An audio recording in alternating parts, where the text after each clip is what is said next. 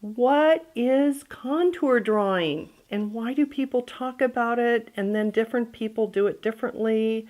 And what is it really? And what can it really do for you? And why am I not drawing right now? Why am I touching? Well, my way of thinking about contour drawing is that it's very much about touching. And as kind of the father of contour drawing would say, Kim Nicholaides, you want to feel as if you're touching what you're drawing before you're even drawing it. In other words, he doesn't even want you to start drawing it once you have it all set up. And once you begin to draw, he wants you to feel as if you are touching right where your pencil is. So let's say I start to draw out here. And say I start to draw it here. Let me turn this a little bit more towards you. And I start to draw out here, or I start to draw right in here, someplace. You want to, I'm going to do this with my left hand, keep my hand out of the way of what I'm drawing for you, and it'll be as if I'm touching where I'm looking and where I'm drawing. So when you start in your brain to use touch, pretend, air touch, or actual physical touch. This thing's a little prickly, but physical touch, and it's a little mobile, but there are things that you could touch, like your foot or your hand or somebody else's hand. You're combining touch, you're combining sight, you're looking at the whole thing and landing on one part of it. So you're starting to expand your range of what you see, your peripheral vision, while you're drawing. And you're learning to coordinate your eyes, your touch, with your speed of drawing. Okay, so those are the benefits. You're going to open up your brain and probably get out of the rest of your head when you open up your touch, your sight, and your drawing. So that's the first benefit and reason to do this. Second, when you do contour drawing, all right, so what is it? Let me just do a little bit of a start here so you see what we're doing. When you start, I'm going to start right here, and you go, let's say, back along here. You're going to see me go really slowly, as if I am an ant crawling backwards to the second thorn, and then going, let's say, in on this, on this leaf, coming back out the center of the leaf and pretending, like really drilling in so I can see how the center of that stem comes in here. Okay, so you start to see more than you've ever seen, and I can come out down the outside of it here, and I'm really not looking at where I'm drawing. I'm able to look at where I'm drawing right now because I'm not blocking looking at my paper at this time, because if I were blocking me looking at my paper, I would also be blocking you seeing what I'm drawing. So that's contour drawing. Now, one of the things that I just showed you is that it's slow. It's completely slow, right? It's so slow that your normal thinking brain just gets out of the way, because the normal thinking brain is faster than this drawing is. So contour drawing, and I like to say contour drawing. Why? Because it is drawing, but it's not drawing to be realistic, it's drawing to learn how to be realistic. And learning how to be realistic is to slowly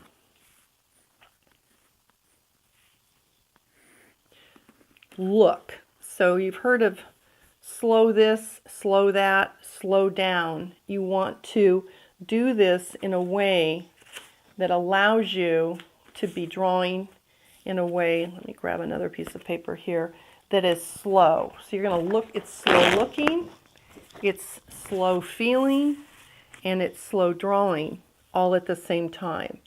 And it is the precursor to being able to see what's happening and to be able to see beyond the little tiny hole that you normally look through, as if you're looking through a telescope or through a straw.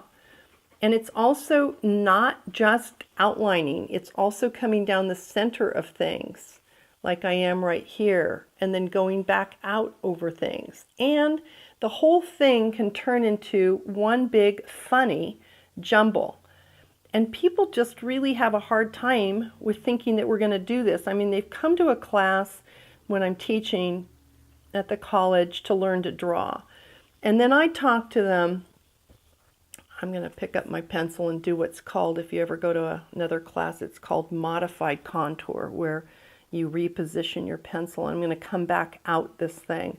But repositioning, I'm going to reposition again, and I'll come right out here to this thorn and come forward and do this other thorn and do the end. Very carefully do the end of this, because you could just say in your mind that's round, but it needs to not just be round. And I am seeing this differently than the way you're seeing it. So this is, again, a situation where it's slow. It involves touch. And I'll put that in quotes because you're not necessarily touching it, although you could be following it with another pencil. And the third thing, which is really, really important, is that you stay connected to this. And that's one of the reasons that I almost always don't lift up my pencil. I'm going to proceed, even if I don't go around this whole leaf here. Let me turn a little bit more towards you. I'm going to just stay with it, not plop around. And when you do that, meaning you're continuous, continue, it's continuous connection.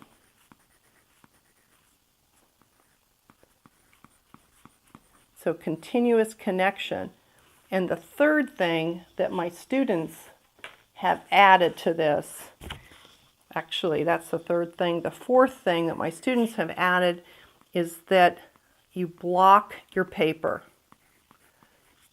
Block seeing your paper. Oh my goodness. That sounds horrible. But it's actually very freeing, and you make what we call a tent. And you can just make this out of a whole piece of 8.5 by 11 paper if you want.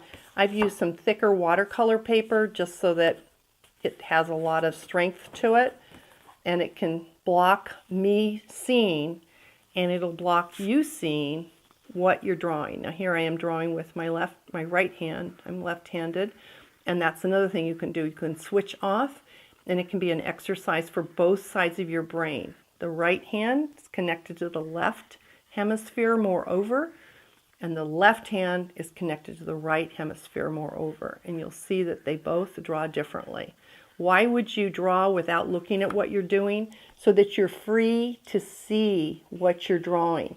Are you worried about what it's going to look like? Probably. Will you be freaked out and hopefully think it's funny when you finally look at it? I hope so.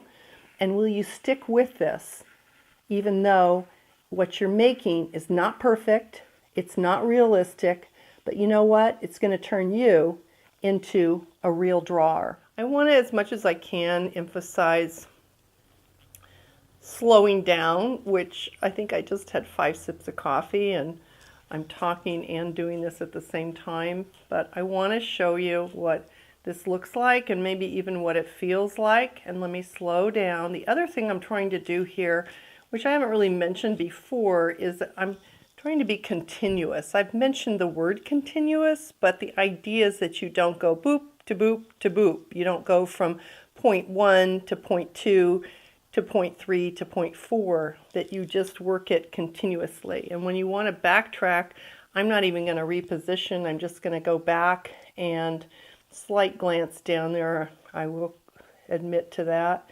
But you want to find the weirdness of what you're drawing, not the sameness of what you're drawing. And so this is about what it's going to look like, and it could look like even more of a wreck than this. And looking down, I think I'm going to add another leaf here, just because I am sort of trying to work with you right here, right now, so that we end up with something. I'm going to come up the center of this stick here, just so I end up with a stick. I want to kind of, don't want to say quickly because contour's slow. So I want to go over these thorns and so forth. Anything that you draw, be sure that you're looking at it, you're staying connected to it. I'm going to come up here with this leaf here. It wouldn't be that you had to get everything in that's here, but in some ways you're also not going to, oh my gosh, I might be blocking everything here. Get a little direction here from my production person. And I want you to know that I'm right in here right now. And then I also want to try to get this, I'm going to come down here. You can see some shadow, but you can just come across this. And I want to come down here into this petal. And again, I don't want to be thinking about the word petal or anything like that. I just want to follow what this thing is. All right, that wasn't too bad. Then I'm going to come up back up here to the stick, come down the stick, make a nice big thorn from back here. Maybe get one more leaf in here, but what I really want to get, and that's what I'm on it right now, is this big puffy petal back here. Normally I'd start in the center and work out, but I'm just kind of working it a little bit faster than I usually would. If you're having problems with contour drawing, make sure that you slow way down and that you don't speed up on the straightaways and that you just work it. So what I wanted to do here is just get something that had some kind of a look of a flower, but you just want to do it a few times, and if it doesn't look like a flower the first time, do it a second time. And this flower itself may not really look like a flower, and I may do this up here again, and I may even do this over here again. Okay, so what I don't have much when I look at it is the center, so I want to come back in here, and I don't know if you can even see in it, I have a little shot right in here of this center kind of thing, and then I got that down. Now, one of the things I did prepare just to say to you is that you could put some tracing paper right on top of this, and then you could go over what you've got, and you could actually prepare something that was a little bit more and a little less, okay? That it might not have all of, and see here I could just refer back to what I've got going, but you could pick things that would kind of work for you. And if you found parts that worked, you could use those parts. Like all this stuff in here probably doesn't work, and I could just use this as a petal. This is kind of a very rosy kind of thing here, and I might come in here and then look back here and actually even add this guy here, and I might come back in here and add that guy there, and I might come in here now and add here. So this would be taking what you had and then working with what you feel of what you had drawn with your tint on, and just using the main stuff of what you had. Now, one of the things I love is something like this right here, because it shows that the leaves are actually turned. I'm going to make that be part of the flower. Oops, I guess it's part of the leaf. Not sure what's happening here, and just you'll be able to take longer and you do it more consciously than what I'm doing. But I just want to show you that there's a lot of good stuff that's happened in contour drawing that you could, these are really nice, that you could use to make something that looks like something and doesn't look like a jumble. You're kind of de-jumbling stuff. Now I've left my tracing paper in place here. And you could actually be like, oh wow, now watch this. Now this looks more like a flower. Let's see if you can, if you can see that. I want to, let's see. Now we got stuff on the back of that. We don't have stuff on the back of this. There we go. See how that looks like a flower, and it looks like a rose, and it's, I'm going to add more of the stem to it and so forth. you're used to seeing roses stand up. Let's look at this rose, okay? So I could now go to the Trace in Place video, and I could back up the back of this with my 4B, what am I using here? Yep, a 4B pencil, and then I would be able to plop this anywhere I wanted on a piece of paper and transfer that as it shows in detail on the Trace in Place video on this channel, which is Draw Here Now. So you see how that ended up right on there. So I just want you to know that this is available to you, going to tracing paper and pulling this off. Now, not taking the time to redo this, here's another thing you could do, although I used a pretty dark pencil and so forth, is you could also erase out some of the stuff that you feel like, that's a little more than I need to have in there, like this stuff. Remember how I talked about maybe that stuff's not working for us quite as much as we want. So you can leave this, it's called pedimenti. You can leave where some of this stuff shows. You don't have to get freaked out about how much of it shows or that some of it shows or anything like that, because again, we're not trying to be perfect. And now I can come in here and start practicing my shading and coloring skills. This orange is obviously going to, here's something I'm going to suggest for here. I'm going to suggest erasing back almost all of this. Why? Because this 4B left way too much graphite. And as soon as I started here with the yellow, the graphite started smearing around. So what I'm doing is taking off all this extra graphite, and I'm doing it with my kneaded eraser. And because it was a 4B and because I pressed fairly hard, ooh, I love it. Don't you love that? Ooh, is that great or what? So now I don't have any of that. By the way, it's the kneaded eraser. It gets cleaned up like that.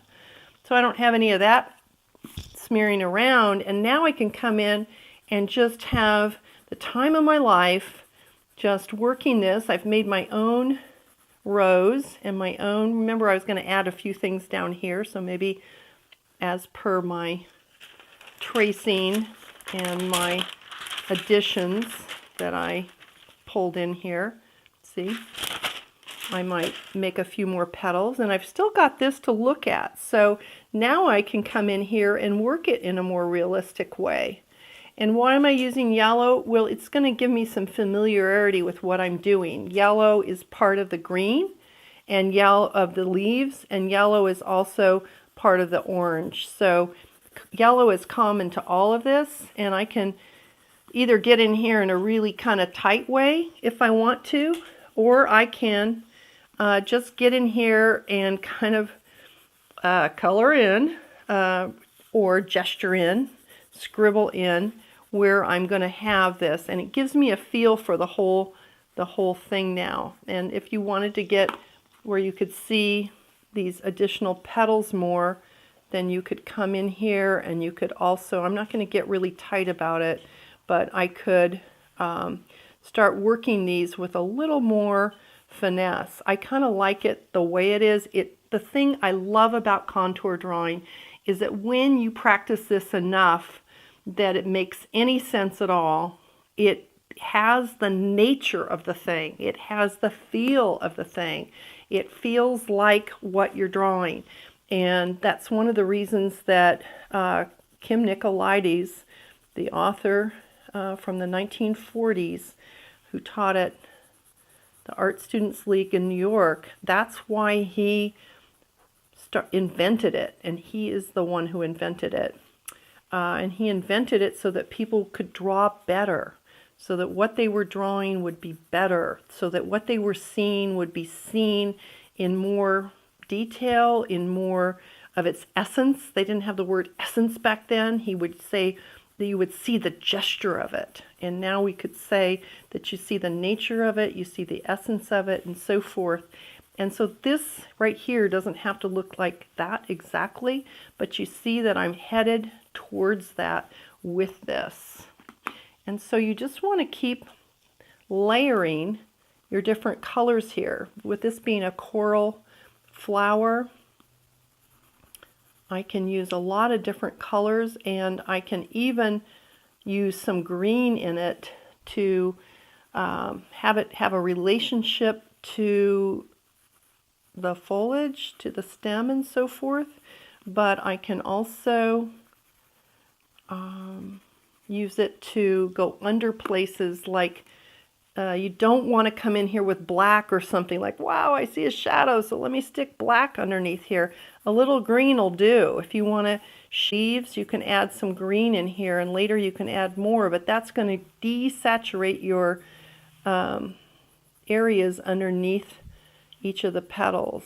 And again, if I were doing this to make it all totally wonderful, which sometimes I think things drawn like this are totally wonderful, then I might take more time with developing all of these different petals and so forth.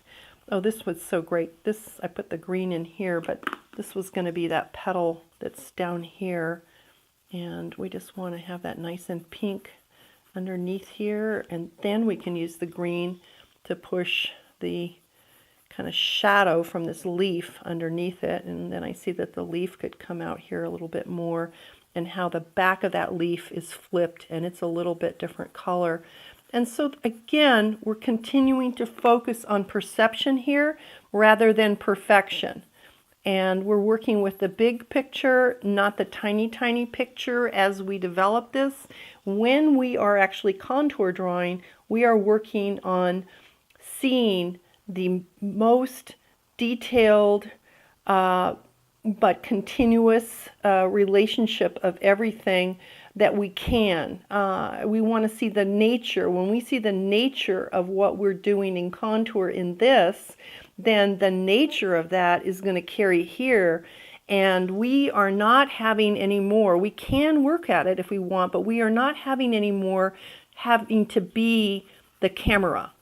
We don't have to be the camera. So allow yourself to be a little bit more expressive with your work and not sweat that it's not looking as if it were a photograph. It's a good thing that it's not looking as if it were a photograph.